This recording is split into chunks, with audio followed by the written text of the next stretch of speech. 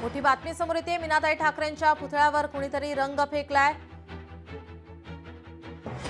अज्ञात व्यक्तीने पुतळ्यावर रंग फेकल्याची माहिती सध्या समोर येते। शिवाजी पार्क मधील पुतळ्यावर रंग फेकण्यात आलेला आहे। रंग कोणी फेकला याचा तपास आता पोलिसांकडून केला जातोय।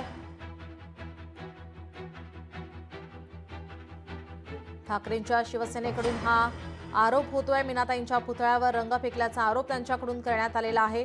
या संदर्भात आता पोलिसांकडून तपास सुरू आहे।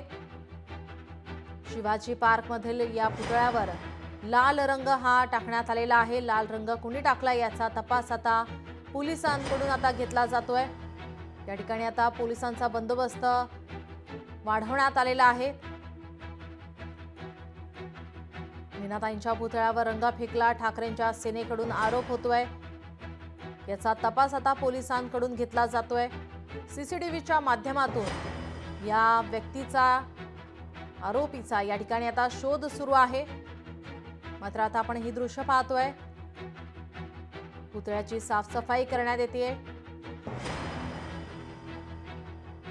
रंग कोणी टाकला याबाबत आता पोलिसांकडून तपास सुरू आहे।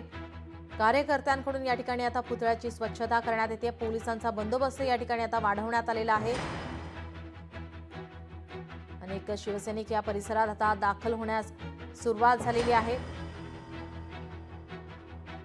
मीनाताईंच्या पुतळ्यावर या ठिकाणी रंग फेकण्यात आलेला आहे। मीनाताई ठाकरेंच्या पुतळ्यावर या ठिकाणी हा रंग फेकण्यात आलाय। शिवाजी पार्क मधील या पुतळ्यावर रंग फेकण्यात आलाय आणि याचा आता पोलिसांकडून शोध सुरू आहे। शिवसेना प्रवक्त्या शीतलताई म्हात्रे आपल्यासोबत फोन लाईन वरून जोडलेल्या आहेत। शीतलताई, काय या संपूर्ण प्रकरणावरती आपली पहिली प्रतिक्रिया? माननीय मीनाताईंच्या पुतळ्यावर जो रंग फेकला किंवा जे काही त्यांना विद्रूप करण्याचा जो कोणी प्रयत्न केलेला आहे त्याचा तर प्रथमतः आम्ही निषेध करतो। अशा पद्धतीने जर कोणी आपले जे आदरणीय व्यक्तिमत्व त्यांचा जर अपमान करण्याचा प्रयत्न करत असेल तर ते नक्कीच निषेधार्ह आहे।